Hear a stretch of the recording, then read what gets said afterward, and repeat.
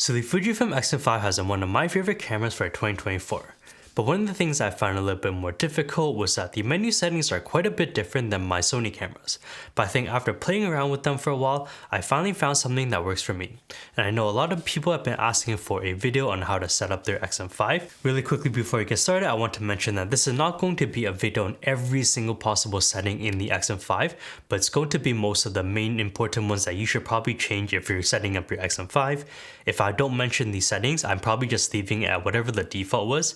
So I'm just going to go over the most important ones. So here are the best settings for the Fujifilm X-M5. So let's start off with some of the physical buttons on the camera that you can change. So at the top here you have your main dial. This is where you can change your different shooting modes. So right now you can see that we're in photo mode, so we're in manual mode. You can also change the aperture priority, shutter priority, or program. Most of the time I am in manual, so I'll put it in M. You also have your C1 to C4 buttons. These are your custom modes. I usually like to change different film simulations to put on these modes, but you can change it to whatever you want. If you're going to be doing any video mode, you'll want to change it to this video icon. That's going to be video mode. And then the other setting that you might use is the vlog mode. So that's the vlog section. I'll show you how to change settings for those in just a little bit. At the top, you can also see that there's a second dial. This is to change all of your film simulations. And this is kind of a controversial dial because some people might like it to be able to change all of your different film simulations very fast. So you have a lot of different options and they're right here at the top, so it's very easy to change. But for some people who aren't changing the film simulations a lot and they instead are using things like custom buttons or just changing in the menu themselves, this dial takes up a lot of space and people argue that it could be used for something better. So this is still a little bit controversial. I do like it here personally. You can change between 8 different film simulations. You also have 3 custom ones, so FS1, FS2, FS3. You can set those to whatever you want.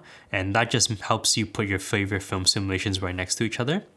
And then if you're going to be doing any film presets and you're going to change it in the camera, you can also just set it to C, which I believe stands for custom. So you can just set it to C, and then whatever you change in the camera, it'll change it there and it'll ignore any of the film simulations on the dial. On the top, you also have your shutter button, you have your record button, you have this dial right here to change shutter speed, and then you have your quick menu button. So if you click it, you're able to program different options on this quick menu, and this just helps you access your favorite settings a lot easier. And if you move to the different options, you can use this dial right here to switch between different modes in the option. Finally, you have another dial right here in the front, and because you have so limited buttons on this camera, you can also press into this dial, and this can help you change different settings as well. So the default is set that if I move that dial, I can change my ISO. If I press into that button, I can now change my aperture. On the front of the camera, I can change my drive mode right up here. I can play back images here. You have your auto exposure lock and autofocus lock here. This joystick here, this helps you move to different focus points, and it also helps you navigate through the menu. The menu button obviously just opens the menu. The display button, if you click it, you can toggle between the different displays. You have your mic jack up here if you want to put on an external mic. And on the side here, you have your headphone jack. USB-C if you want to connect it to your phone or your computer, and then a mini HDMI connection if you want to connect it to a monitor. So to show you how I set up this camera, I'm going to just go to user settings and I'm going to reset the camera back to its default settings first. And one of the important things to know is that once you turn on your camera and you set it up for the first time, after you set all of the time and date, you have an option that asks you for your auto power off temperature, and I highly recommend setting this to high, or else your camera might turn off if it gets too hot. So once we go through that setup menu, we can start to go through the actual menus. So again, I'm usually in manual mode, so we're going to start off with the photo settings. And like I mentioned in the beginning, I'm not going to go through every single setting. If I don't talk about it, I'm probably leaving it at the default. I'm just going to go through the most important ones. So first we have the image size. This is just the resolution and the aspect ratio of your photos. So normally I would just leave it at large 3:2, which is going to be the highest resolution possible at the native sensor size. Image quality, I like to shoot both JPEG and RAW. I like to do JPEG because a lot of the times when I'm using this camera, I'm not editing the photos. So I want to have the highest quality JPEGs possible. But I also want to be able to shoot RAW as well in case I do want to edit some of the images. For RAW recording, because I'm not always editing the RAW images, I'm just going to choose lossless compressed. This still gives me a very high quality RAW file without using as much storage data. I'm not going to talk about film simulations in this video because it's very highly customizable. If you want a separate video for that, definitely let me know. And that's pretty much it for the image quality settings. So next we're going to go to the autofocus manual focus settings. I like to set my focus mode to continuous autofocus because the continuous autofocus is so good that even if I'm taking a picture of something that's not moving, I'd rather just have it in autofocus continuous the whole time so I don't have to worry about changing it. So one of the main problems I had in the beginning with this camera was that the autofocus was pretty good, but sometimes it would hunt a little bit or it wouldn't be able to track a subject that was moving very fast. And I fixed that because by default, I was on the autofocus mode number 1 and I changed it to the number 6 option, which is the custom one. For tracking sensitivity, I like to keep it at number 4. This just makes sure that once you focus on something, it's going to be very locked onto them. For speed tracking, I just set it to number 2 so that even if your subject is moving very fast, it'll still be able to keep up with them. And then zone area switching, I just keep it on center so that it focuses on where your focus point is and it doesn't try to jump around to other subjects. So this by far made the biggest difference in focusing for me. Another setting I like to change is the face detection setting. So most of the time I am shooting things that have people in it. So I like to choose face detection on and then eye auto. So it prioritizes whichever eye it thinks it should focus on. And I will leave the setting on even if I'm not shooting people. This is basically on like 99% of the time. If you are going to be shooting something specific, you can also choose subject detection. And this lets you choose things like animals, birds, cars, etc. And maybe if you're doing like a dedicated car shoot, you can switch it to automobile. But most of the time I will leave it on the face detection because if you enable subject detection, then it disables the face detection. So most of the time face detection is on, eye auto, and that's just what I leave it at. So one thing that I changed right off the bat is the touchscreen mode. So right now it's on shot, which means that if I tap on the screen, once it focuses, it's going to take a picture, which I really don't like. So I'm going to go from touchscreen mode and I'm going to choose area instead. This just means that if I touch on the screen, it just moves the focus box for me, but it won't actually take a picture. And that's it for the autofocus manual focus settings. So next we have the shooting settings. The main thing I changed here is the shutter type. So right now it is on mechanical shutter. Most of the time I do shoot electronic shutter, especially if I'm outdoors. This one might be a little bit controversial, but I like electronic shutter because it doesn't add up to your shutter count because the mechanical shutter is not physically opening and closing. So you're not wearing out the camera. It might help save your resale value a little bit later down the line. But the one thing to watch out for is if you're shooting indoors or if you're shooting in weird lighting conditions, you might get banding. So in that case, I would change it back to mechanical shutter. But most of the time I am using electronic shutter. Two more things to change here. The first one is the cooling fan setting. By default, it's on auto 1, which prioritizes low fan noise. If you're doing a lot of video, you might want to change it to auto 2, which prioritizes the camera temperature just to make sure it doesn't overheat. And finally, you have wireless communication.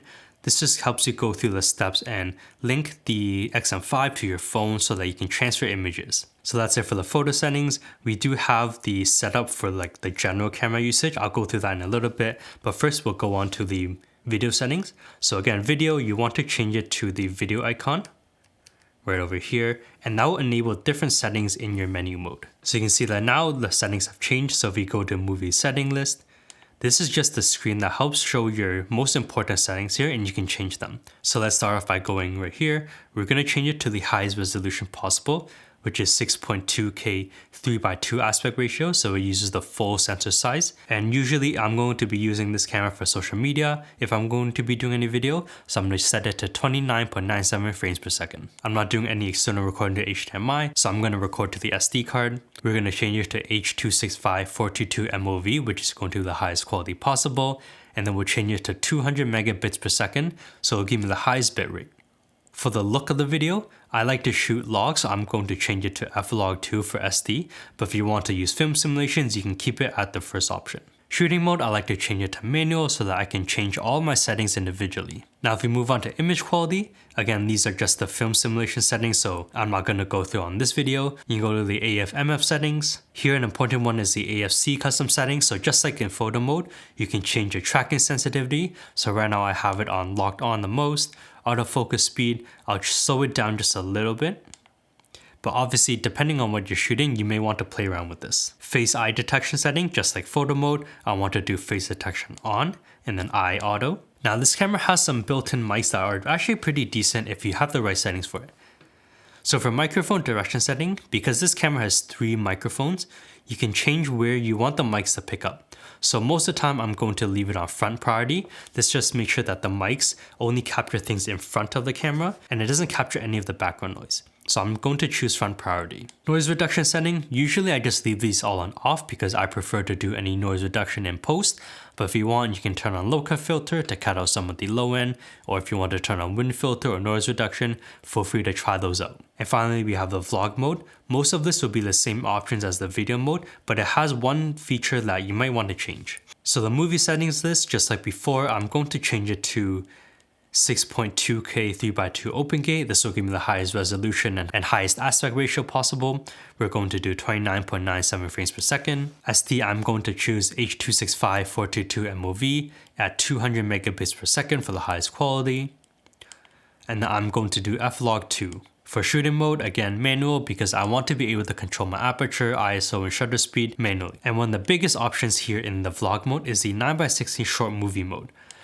So I usually leave it at 1 minute because that's the longest. And if you click on it, you can see that now on my screen, I have a 9x16 guideline. So I can easily see where I can crop to get that 9x16 aspect ratio if I'm shooting things like Instagram Reels or YouTube Shorts. And that's basically it for the vlog mode. And finally, we have the setup options, which are actually very important. So if you go to user settings, this is where you can format your SD cards. You can set up your time and date. For my menu settings, this is where you can access some items very easily in your menu. So like I mentioned in the photo section, one of the things I'm changing a lot is the mechanical or electronic shutter. So that'll be shutter type. So if I add that to the menu, now if I open the menu, there's a new menu called My Menu. And here I have a very quick access to my shutter type. So I can change it from electronic to mechanical shutter. And then let's say I'm shooting and I want to change it back to electronic shutter, click menu, and it's right there. I can quickly change it back to electronic shutter. And here you can add as many options as you want that you want to access very often. You can do the same thing for video mode, and you can have different options for My Menu for photo and video. For sound settings, I like to keep the autofocus beep volume off because I don't want the camera to beep if I'm focusing on something. I like to do record start stop volume. I like to turn that on just so that if I'm going to record, I can hear a beep when it starts recording. For electronic shutter, you can change the electronic shutter sound. So you have 3 different options. You can also change the electronic shutter volume. Some people like to turn it off so that your camera is completely silent if you're using electronic shutter.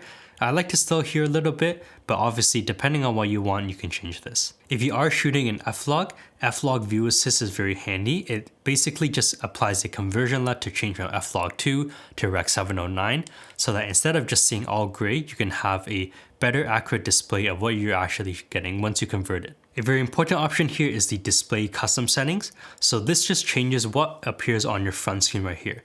So you can see that it's kind of cluttered. I have some options here that maybe I don't really want on the screen, and you're able to change that with the display custom settings. So I'm gonna quickly run through this. Feel free to pause it just to see what I'm changing. So I'm gonna turn frame rate guideline on just so that I have my rule of thirds back on the screen.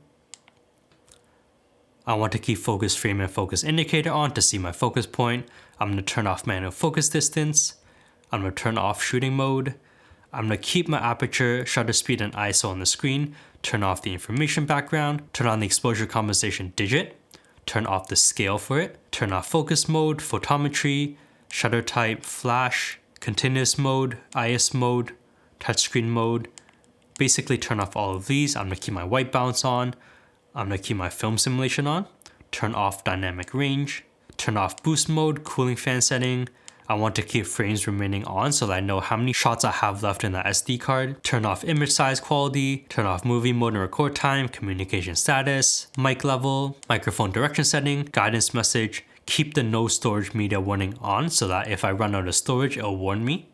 Turn off date and time, and keep battery level. So again, that was a lot of options to go through, so feel free to pause it and go through those slowly again. So for button and dial settings, we have focus lever settings. This just changes what the joystick does. So you can see that if we go onto the main screen and I move the joystick, you have all of these points that show up. And then if you scroll with this dial right here, you can change the size of the focus point. And I personally don't like that. So I'm going to go back to menu, go to focus lever setting.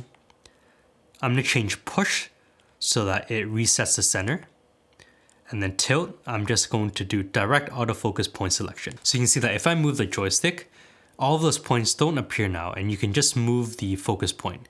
If I press on the joystick, it instantly resets the focus point back to center. So this makes it very easy for framing. If I want to frame something, move the focus point somewhere, and if I want to put it back in the center, just click it, goes back to the center. You have edit quick save menu, so you can choose how many options show up on your quick save menu. By default it's at 16, but you can lower it if you want. And you can also change what items show up in your quick save menu. So this is fully customizable, feel free to put whatever you want on it. Same with the video one. By default it's on 8 slots, but if you want you can do 12 or 16 slots as well, and then you can change what you want in that quick save menu. For function setting, this changes what the other buttons do on the camera. So you have your record button right here, this just start and stops recording. You can change your Q button, which by default accesses your Q menu. You can change what the options do when you swipe up or down on the screen. And then finally, you can change your auto exposure lock and autofocus lock button. So I don't usually use auto exposure lock or autofocus lock, so I like to change this to white balance. And I like to do white balance because that's one of the biggest things that will change how your film simulation looks.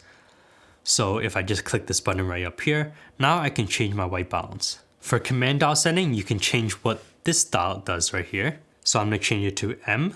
And then by default, if I press down on the dial right here in front, you can switch between your aperture, ISO, or film simulation. So film simulation, I prefer to just change with the film simulation dial right up here. So I'm going to turn this off. I'm going to set it to none. And then now I can change between either aperture or ISO by pushing in the dial. And then finally this dial right up here, by default it changes shutter speed. I'm just going to leave it at that. So touchscreen setting, I like to keep this one on. I'll keep double tap setting off and the touch function off because I don't want to be able to swipe on the screen to change any settings. I'd rather just do in the menu if I want to. But I have touch zoom on and touchscreen setting on for the playback mode, so I can zoom into my photo. For power management, I do auto power off at around 2 minutes. Performance, I like to do boost. I'd rather have the best performance and use a little bit more battery than to have worse performance. So I'm going to change it to boost. And for boost, I like to do resolution priority, so I want the highest quality resolution on the screen. But if you're doing a lot of low light shooting, you can change it to low light priority just to help you be able to see your scene a little bit better. But I'd rather just keep it at resolution priority. And again, this is what we changed when we first turned on the camera. Auto power off temperature, I will set it to high. And finally, we have network/USB setting, and this is how we're going to pair our X-M5 to our phone to be able to transfer images wirelessly. So for Bluetooth smartphone settings, you can pair your phone here. You can name your X-M5 so that you can identify it easier on your phone. One thing I like to leave on is connect while power off and image transfer while power off. So even if my camera is off, I can just go to my phone and access the camera wirelessly and still be able to transfer images without having to go over to my camera and turn it on every single time. And then for a resize image for smartphone, I like to have the highest quality JPEG possible. So I'm going to turn this to off, so that if I transfer any images, they don't resize the images. But if you want to save a little bit of space, maybe you're only posting this on like Instagram stories and you don't really care too much about having the highest quality possible, you could do resize image to save some space, but I personally just keep this off. And that's it. That's how I set up a new Fujifilm X-M5 straight out of the box. Hopefully this video was helpful for you and it helps you get your new X-M5 setup as well. If you have any questions about any of the settings, definitely leave them in the comments below. Smash that like button if this video is helpful. Subscribe to see more photo video content. Have a great last day of 2024 and I'll see you in 2025. Peace.